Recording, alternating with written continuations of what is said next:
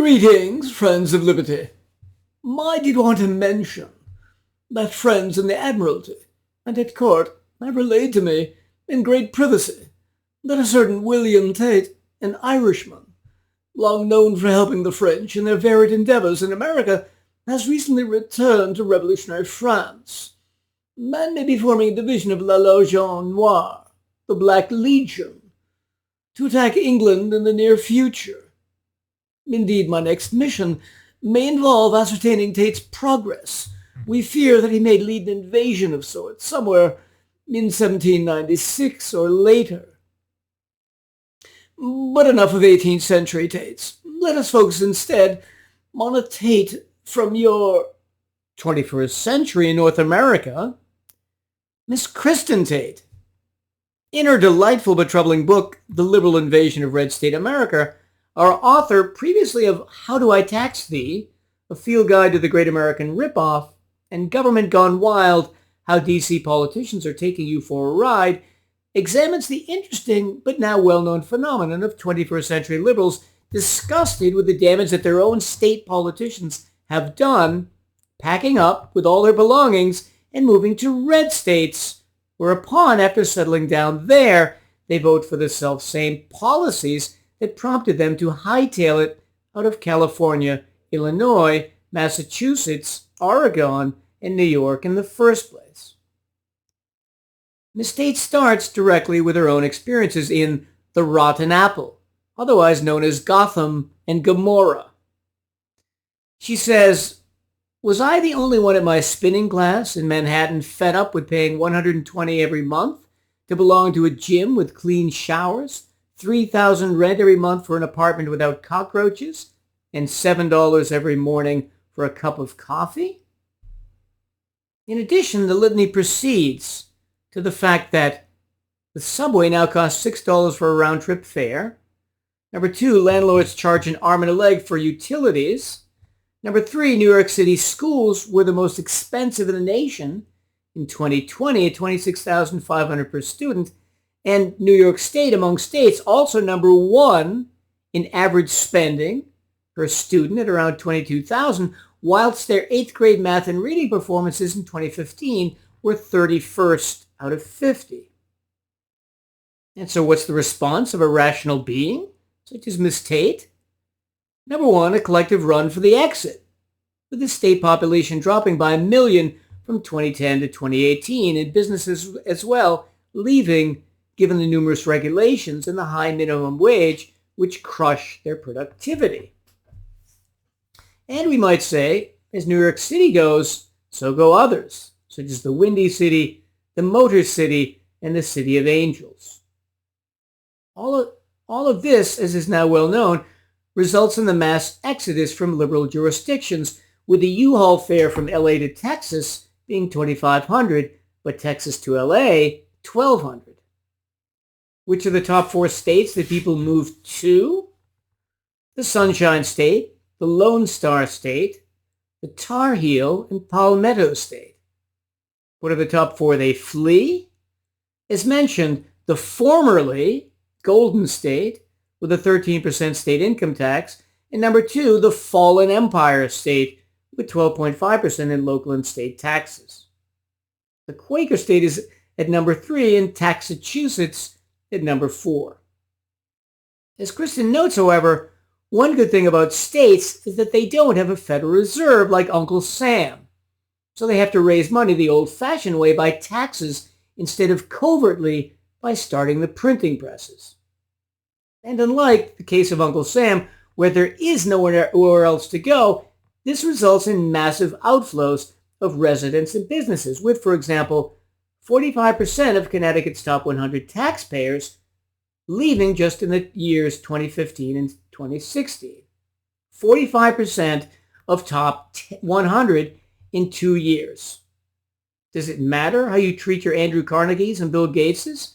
Yes. Perhaps it's no surprise that with Representative AOC, who once wore a dress with "Soak the Rich" printed on it when attending a Metropolitan Gala, New York State had an outflow in 2018 alone of 9.6%. And soaking the rich is exactly what California also does, getting about half of all its state revenue from its richest 1%. And where does that money go? For helping orphan children, perhaps? No, for its bankrupt pension system. Ms. Tate saying that as regards higher education, the UC system pays one former professor, Dr. Fawzi E. Fawzi, a $369,000 annual pension. But Fawzi simultaneously draws a University of California salary and currently makes over $650,000 a year off the system. And given also its bloated healthcare system with skyrocketing costs, a fiscal consequence for California as well as for many other states is a shrinking of the budget for other items such as higher education. As she says, before Obamacare, California spent 13% of its budget on higher education and 19% on Medicaid. By financial year 2016, these numbers had changed dramatically to just 7% on education and 34% on Medicaid. And when it comes to writing the tax code, California is so spiteful that they will even levy back taxes if you have the audacity to leave the state. As she says, the state of California can audit you for your entire life. One web entrepreneur was charged $200,000 in back taxes and $47,000 in penalties for a legitimate stock sale 6 years before. It's a literal Hotel California. You can check out, but your money can never leave. So in Chapter 1, having shown us why liberals are leaving the scenes of their crimes, in Chapter 2, she showcases, sometimes quite personally by visiting friends in various cities, how red states are being changed by this liberal migration. As she says, for example, Knoxville is fast becoming a hipster utopia, or as I like to call it, a hipstertopia. The Tennessee city, not historically synonymous with cool, is quietly becoming a hotspot of innovation, enterprise, fashion, and trendy locales that attract youth, talent, and young families. Grow Bioplastics, a quickly growing startup that takes organic waste from the paper industry and turns it into biodegradable mulch for farming, is a prime example of the creative entrepreneurship taking Knoxville by storm. The problem, however, is that once the liberal mindset becomes embedded in Knoxville's culture, the cycle of tax, spend, and decline will begin. Other cities that she visits or mentions are Houston, surging because of the success of fracking; Denver, which is much farther along the progressive curve and now starting to become dangerously liberal, its gun manufacturers leaving in droves; Austin, where so many of the cappuccino chuggers from Montecito and Santa Clara end up; Portland, which, for example, has a $15 tax on bicycles, which tax costs $47,000 per quarter to collect and only nets $30,000. And let's not even mention Seattle. In Chapter 3, she turns to political developments, among which are, number 1, the growing popularity of various clown politicians like Beto O'Rourke in Texas, AOC in New York, and Carol Shea Porter in formerly arch-conservative New Hampshire. Number 2, how Connecticut gradually went from a no-tax haven to the worst out of 50 for property taxes. As she says, Connecticut is now entering into a death spiral territory, raising taxes higher and higher to cover spending and pension promises it can never keep, and as a result, losing corporate giants like Aetna and GE. Number 3, the circus that ensued when Amazon was looking for a place to establish its second expansion headquarters, HQ2. Here, in the same way that sports teams now shop around for the best crony capitalistic deal they can get, fleecing the taxpayers with public financing for constructing or moving to a new stadium, so too Jeff Bezos shopped around for the best sweetheart tax exemptions, with Boston, New York, Atlanta, Chicago, Columbus, Dallas, and Newark all offering to prostitute their taxpayers for decades. But Bezos instead, playing the finicky John in the massage parlor, settled on Arlington, Virginia, it giving deep satisfaction with essentially $500 million in incentives along with low state and corporate income taxes. In Chapter 4, she highlights the eggplant states, those red states turning purple. In New Hampshire, where Kristin was born and raised, the changes have been evident for 2 decades, as the massholes from Massachusetts moved north, flooding towns like Hanover, Portsmouth, and Nashua. As she says, I noticed some of these changes firsthand last December when I went home for Christmas. And what did she notice? How the nativity creche that she loved visiting in Claremont as a girl was being challenged by atheistic killjoys from the Freedom from Religion organization. How an acquaintance from Somerville, Massachusetts, having moved to New Hampshire, was already wanting to make Portsmouth into a sanctuary city for immigrants. And how a Starbucks, beloved of course by liberals, took over her favorite bagel shop, Bagel Basement. After describing a similar trip to a friend in Denver, and a conversation there with a bartender originally from Virginia about how that state is turning blue too, she proceeds to Chapter 5. Here she discusses the phenomenon of those very same big, often increasingly liberal cities in red states that she just discussed or toured, the Austins, Denvers, and Knoxvilles, dictating to the more rural and red parts of their states exactly how their tax monies are to be spent and what regulations will govern their lives. Examples here include, in the case of Illinois, mandates in aid of illegal immigrant students, restrictions on equipment and training for firefighters, and mandatory social justice training for municipal employees that has reduced effectiveness and increased local taxes. In the case of upstate New York, their local communities are bought up by New York City for watershed control, which leaves them unable over time to manage their growth and at the mercy of deteriorating dams constructed by the city. As she summarizes, the overall effect on these small rural communities is a toxic mix of limited development, loss of local control, and loss of tax revenue. She claims that a similar, much earlier example of watershed monopoly, made famous by Roman Polanski's film Chinatown, occurred when the city of Los Angeles bought up Owens Valley, completing the Los Angeles Aqueduct in 1913.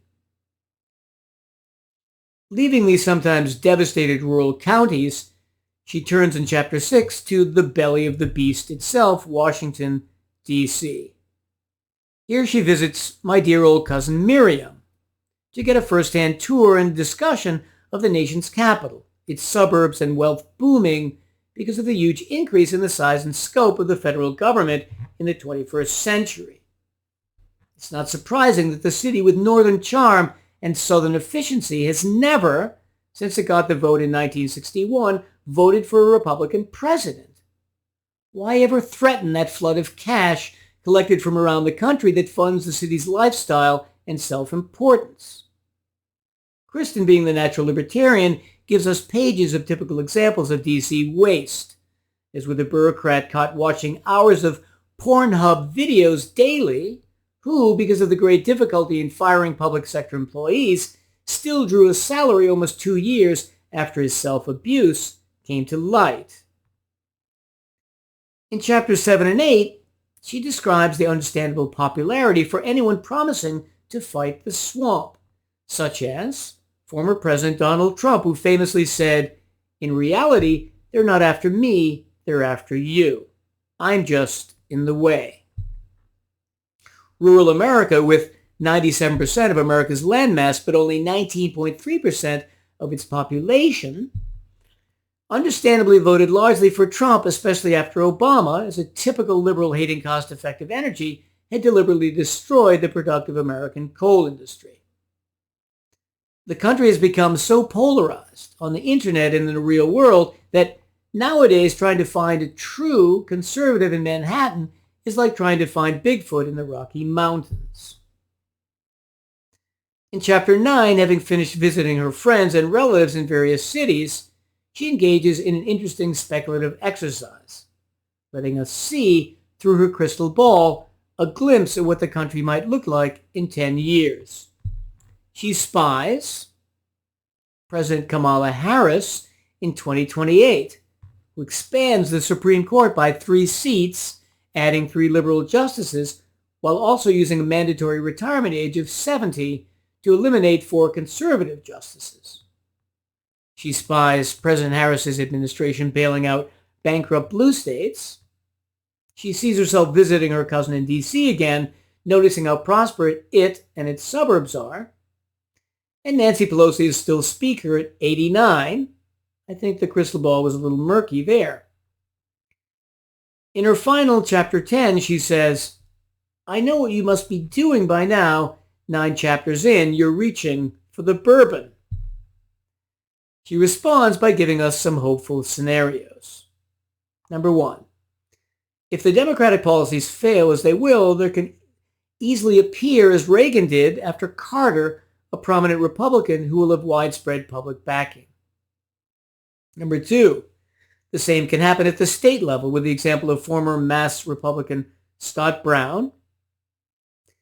Number 3, the big red states will likely get even bigger, which means if they stay Republican, they will become even more powerful, especially since the blue states are losing voters. Number 4, in some instances like Florida, the red states are actually getting redder as conservatives move there. Number 5, as the younger generations get older and have children and mortgages, they will likely naturally become more conservative. I would agree potentially, but also point out that home ownership is getting more difficult. Number 6, she also claims that Italian and Irish immigrants, while initially Democratic, have over time become more conservative. But still, when I Google this, I get the Italians at 37% Democrat, 30 Republican, and the Irish, by one count, at 41% Democrat, 23 Republicans. In conclusion, this short 200-page book is superb. She bombards the reader with facts, excellent arguments, and constant jokes, witticisms, and humor, which lighten the mood, making it both informative and fun. The only potential criticisms would be the following.